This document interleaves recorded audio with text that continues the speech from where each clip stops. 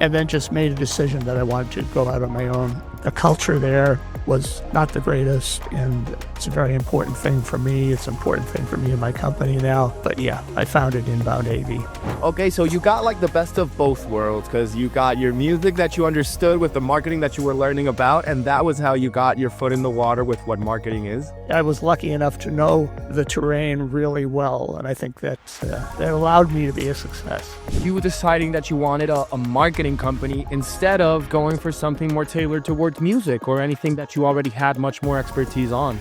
Once I started to make a shift into marketing, my work started to see the light of day. And so in some ways, marketing became more fulfilling than music producing.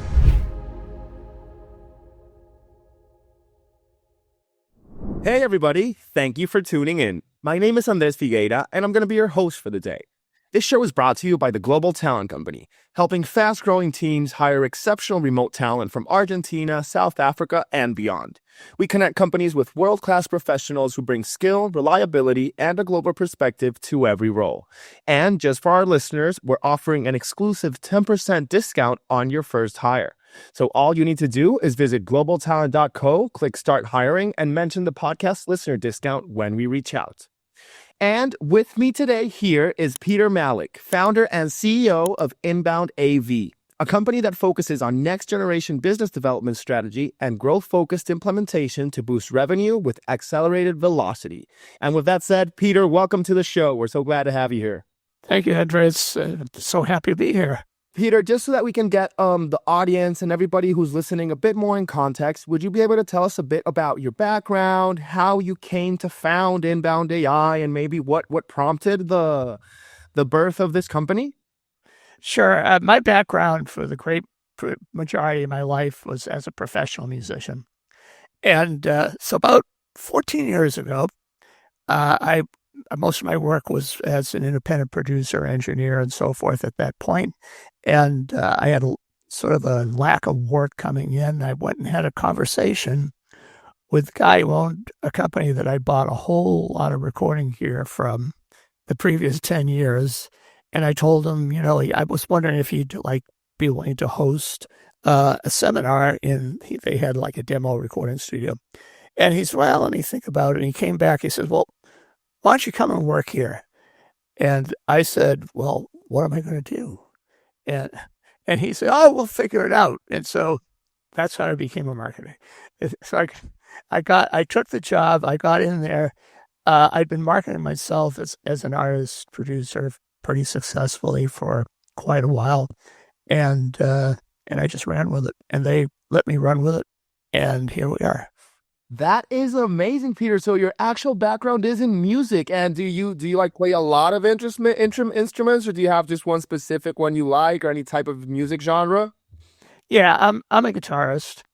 Nice. As I started to learn digital music production, which is a long time now, that sort of opened up other possibilities. I mean, I could call myself a keyboard player. I'd be lying, but I could do it in the studio, And then my interest started to shift towards engineering and music production, which I've always had a fascination for since I first started to learn guitar at like age 12. That is amazing. I must say I'm an amateur guitarist myself. I started to properly learn about 2 years ago. So totally feel you when you say that you like music and that's your career, because that is some way I would have loved my career to go, only that I am now here hosting, which is still being like in the stage and on the spotlight, which is part of what I like as well. But always practicing guitar and trying to see if I can get any gigs to play cover songs or anything like that, because I just find it so much fun. What's your main guitar? So right now I'm just playing acoustic guitar. I have a Fender that I just bought back in my birthday like a few months ago. But I'm just so much into R&B and reggae and trying to learn, I'm trying to learn the music I want to create. And I feel that from there, something beautiful might occur. But yeah, we're in the process of learning still. Nothing created yet. What? Something beautiful can occur and will occur if you give it a chance. It's true. No. I really am hopeful that it will be that way. Only that you got to put the work in because if not, you'll stay stagnant where you are. That's something I've learned. Practice makes perfect. So just chipping at it away every day, at least 10 minutes. And that's my methodology for the time being. And I got to say, that's an incredibly poignant parallel to what's happening in our end of the world as far as the changes happening at lightning speed in marketing, in website development, in you name it. It's true. Like you got to keep on your toes with everything that's going on because then you just feel like a month has passed and you're out of date with everything that's came up and you're like, what? How did it change so fast? And what do I need to learn first? Because I really feel that. I got to tell you, anybody who missed last week is like woefully out of date. It's true.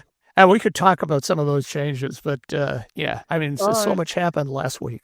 No, I can only imagine. But okay, let's take first things first. So you mentioned that you stumbled upon marketing because you had the opportunity and you entered this company that your friend recommended you to.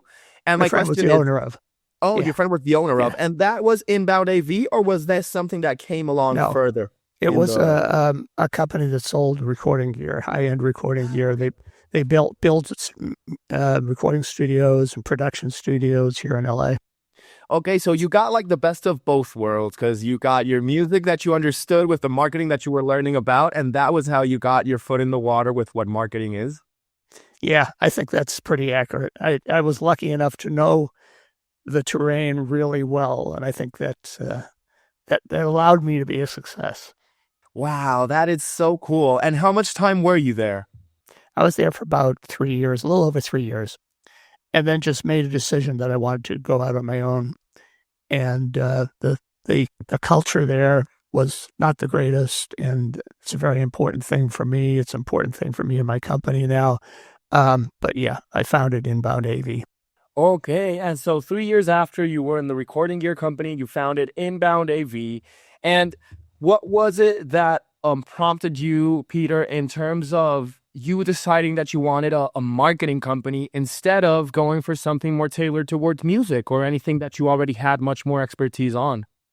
Well, it was interesting because the last 2 projects I did as a producer were with like stunningly talented vocalists. I mean, they were just either one of them or both of them could have really become a force, a star.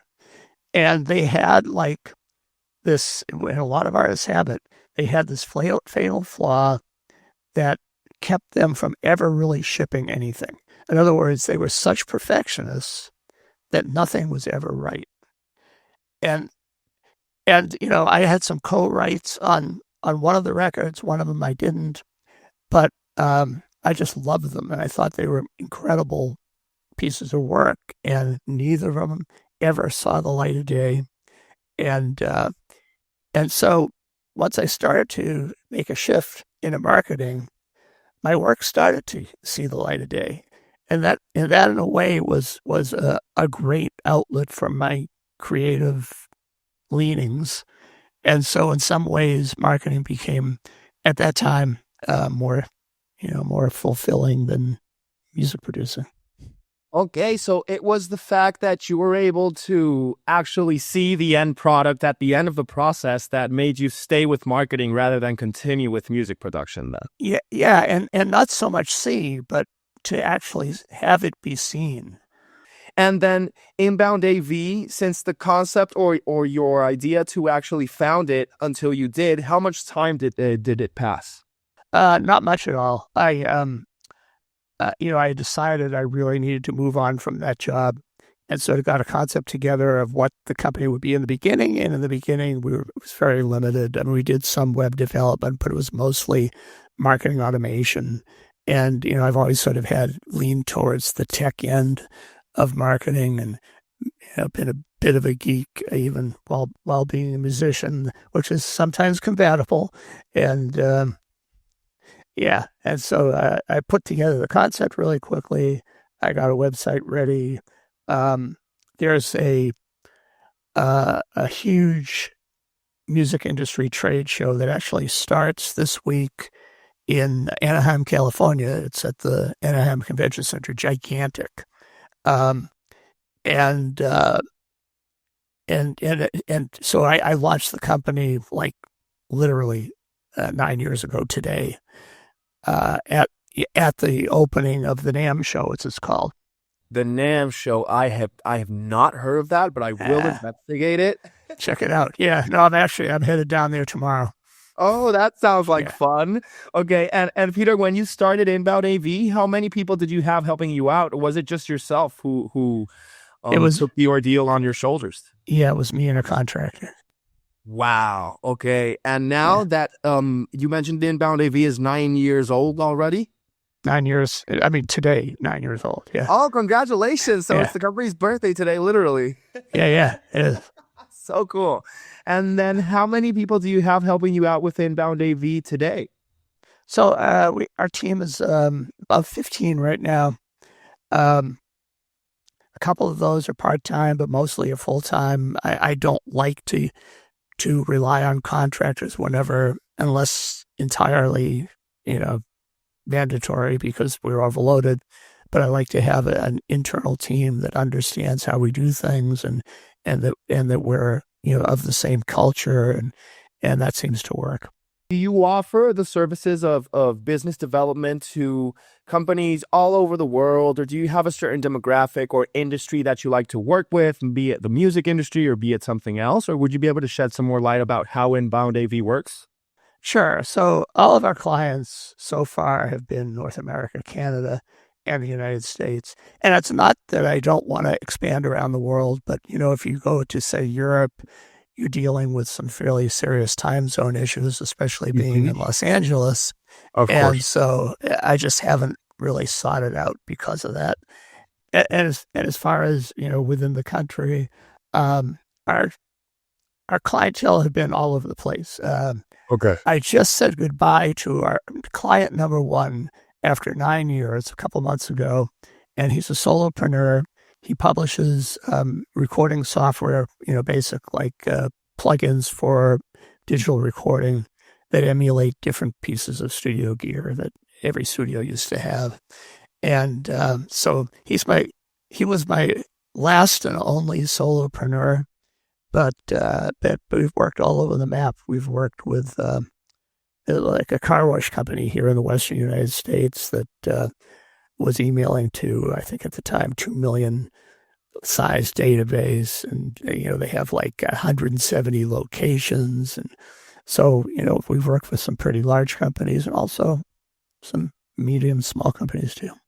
Okay. And do the companies that work with you guys, do they need to tailor or do they need to meet certain requirements in order to be able to have their business development done with the accelerated velocity that InboundAV mentions? Or can you work with anybody at whichever point they stand in their process of creating the company? Well, it depends. I mean, if you're like a scrappy startup, you probably can't afford us. Although, if you're a scrappy startup that looks to me like you could be a really successful company, then yeah, I want to have the conversation and I want to make concessions and I want to be part of that, honestly. So it just depends. I mean, I think the main part of it for me is that this is an ecosystem. It's, you might be building a website, but the website doesn't operate in its own universe. There's like social media that's going to impact the website, and the website's going to impact social media. There's a CRM, a database, and marketing that's done through email and so forth, and each one of them touches the other. So I prefer to work with a company that recognizes that. Okay. And it often happens, somebody's, well, I need you to put up these, to redesign this part of our website. And I start to look, and doing what they want to do, yeah, it'll make the website better, but it's really not going to change the trajectory of the company. So I want to try to get across, like, look, your goal is, if I have this right, is to sell more stuff or make more money or whatever it is, or, serve more people in a nonprofit environment. And in order to do that, you need more than just this little piece that you've identified. It's definitely something you need, but it's not everything. Peter, do you help them with their marketing strategy in general, or is this something that InboundAV prioritizes automation and having their processes occur more behind the scenes and letting the workers focus on something else? So, I mean, that's a loaded question. Well, no, especially because of where we are with like AI capabilities and AI development. And the thing I alluded to earlier was that last Sunday, so it was a week ago yesterday. You're familiar with Claude? Yes, of Yeah, course. of course. Yeah. So Claude, as you know, is sort of viewed in the AI community as the choice for developers for actually coding Okay. and developing apps. And on the 11th, I guess I'm dating the podcast, but anyway, so it's 8 days ago. They launched what's called Claude Cowork. Have you read about that? I believe so. I Yeah. did read that Claude put out some new specs and functionalities for their LLM that kind of like changed the game, but I haven't gone right into what it is. So I will learn from what you explained to us, Peter. Yeah. So the deal is, the Claude Code was this amazing platform, and developers were developing a lot of stuff very, very quickly. And there's just a lot to it where it'll QA itself, it'll find bugs, it'll fix them, sometimes without you asking. But that coding had to be done from a development environment. So, for instance, I'm a Mac user. On Mac, there's a terminal, which this development environment, and so you can run Claude code through terminal. But Cowork opened it up where you don't have to be involved in anything coding at all. If you're going to put in a prompt for what you want to do, Claude Code's going to ask you, Cowork will ask you what, questions about it, and then it'll go off and do it. And it's really incredible. The claim from Claude is that Claude Cowork was built by Claude in 10 days. Okay, so the AI built the Cowork module in 10 days after it was prompted to create a solution for that. Yeah, I think there's a little bit more than that, but but nevertheless, it's incredible. If it's even 3% true, it's incredible. That totally changes the name because, like, for example, coding, which has been such a niche and specialized skill, is now becoming something that is more available to the general user of an AI LLM, because I might not be an expert coder, but at least I can go into the Lovable app and create a website now that I did not know how to do before, or things in that style. So that really is a game changer. So cool. And Peter, would you be able to also shed some light on how you guys are leveraging AI? Maybe not specific solutions, but like Sure. how does it work for you? I'm actually doing a presentation at NAMM tomorrow, and it's something I've done for about 10 years now. And one of the things I'm going to talk about is building a website, using an app, an AI app that will generate it for you. And I've been playing around with that myself for a bit. Our graphics department's been playing around with it. And I attempted on Saturday to create a website using Google AI Studio. I'd never used Google AI Studio for that particular thing before. And I was actually, my teenage daughter, I dropped her at a dance class. I was sitting across the street at a pizza parlor. I ordered a slice of pizza. They had Wi-Fi. They had an outdoor table. And in, I think, under 20 minutes, I created a pretty decent website. And the stunning thing about that is, the last time I did that, which was, only a few weeks before, the app would say like, okay, we'll get back to you when it's done. And then, it's not that long, but it's a half an hour, it's an hour, whatever. And it comes back. Well, on Saturday, it took like 3 minutes. Wow.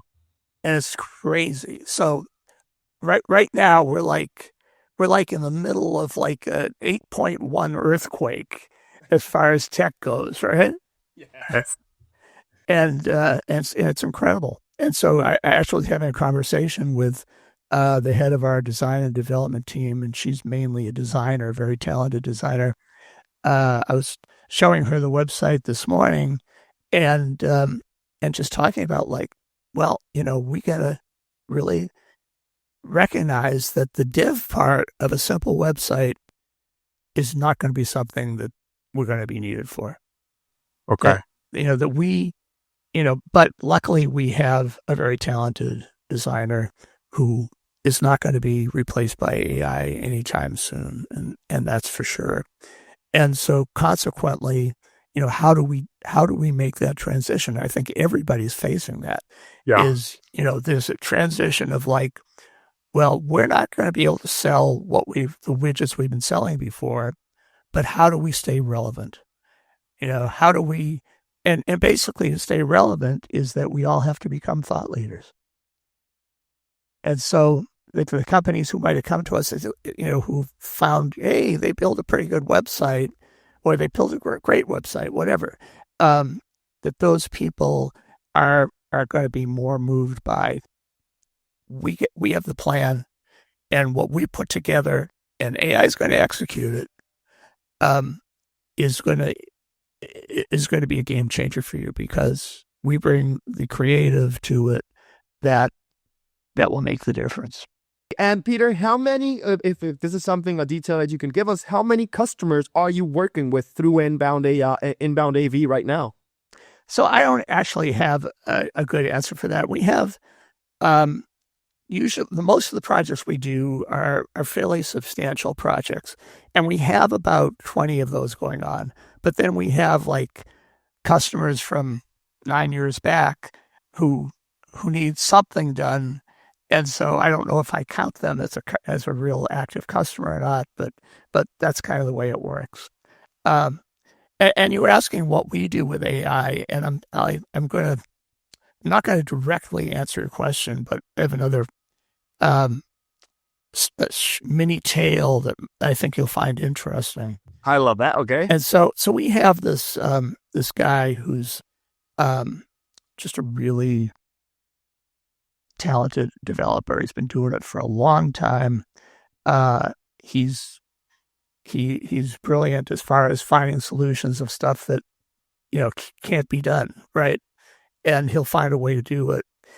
And so we started, in our focus on AI, we started to pay attention to, this micro-SaaS trend that's happening right now, where basically a programmer will find a particular thing, very narrow product, a piece of software that does one thing that nobody else seems to be doing.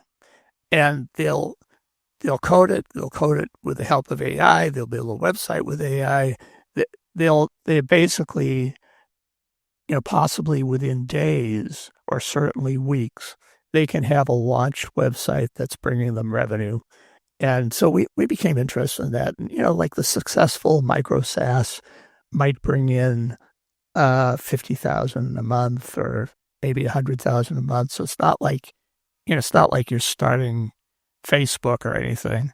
It's but I mean, I could live pretty comfortably on $100,000 a month. I would not complain either. It's totally possible. So anyway, we started to think about that. We had an idea for abandoned cart video generated entirely by AI, and so Joshua, our developer, he's been building on AWS, Amazon Web Services, for well over a decade, and so he started to build this product. And about, a month later, I got an email from Amazon, and they said, like, hey, we recognize this Gen AI project that you're building on AWS, and we're nominating you for funding. And so the smoke has cleared. And so about 2 weeks ago, we got a substantial amount of funding from Amazon. It's crazy. And so I think that the takeaway here is that there are incredible opportunities for people out there. It's like we were just building a small product, and we started to realize, well, you know what? this isn't a small product. This is a big piece of software. And lo and behold, evidently Amazon recognized that too. In no way was there an outreach from you guys to get Amazon to notice you, but Amazon just did, and they reached out to you to mention that they would like to provide further funding to have the product expand and become even better. Yeah, I mean, their entire agenda is that if the product's successful, they'll be billing us for gobs of money of us building the product on AWS, for the usage of, yeah. So that's their entire agenda. They're not looking for a part of the company. They're just looking to sell more of their services. That is so cool. And it's so inspiring to just feel that if you're able to pinpoint one of those friction parts in processes or in day-to-day life with software or with anything else that you feel you can make better, anybody who's listening here should feel in the right security and motivation to go try and solve that, because more often than not, what you're mentioning could happen, Peter. And that is so cool that it happened to you guys. So congratulations on that as well. Yeah, thank you. It's a strategic point. If you're thinking of building something like this, why not build it on AWS? Because they're out there looking for products that they think could become successful. Now that we're at the beginning of 2026 and it's mid-January already, we're already past the half of the month, what is the number one priority for you as CEO and founder of InboundAV, and how you want to take the company in the next 12 months, like for 2026? Yeah, no, it's all about AI, and I think it has to be. And so as a company, just I was mentioning the conversation I had with our developer, and a phone call coming in, they get a dump. There it is.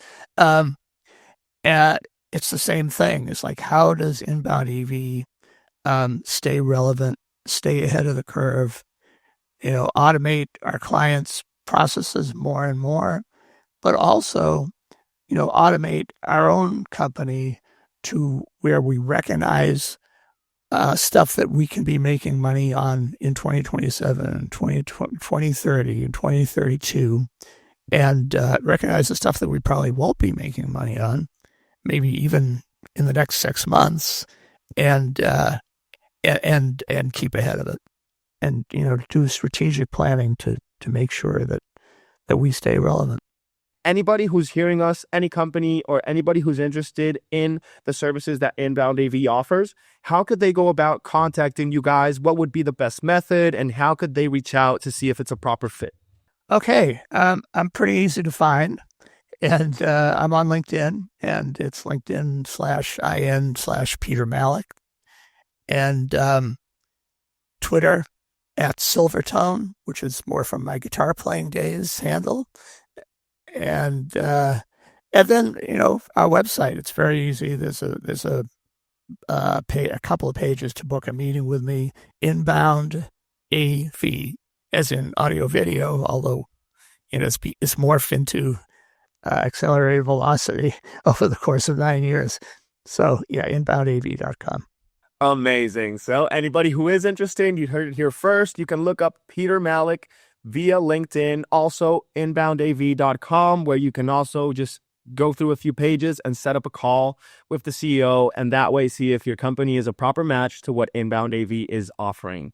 And with that said, Peter, thank you so much for hopping on the show, for giving us a bit of your time and all of your insights and your stories of how InboundAV came to be. Absolutely, Andre. It was a pleasure. Pleasure was mine. Great conversation. No, likewise.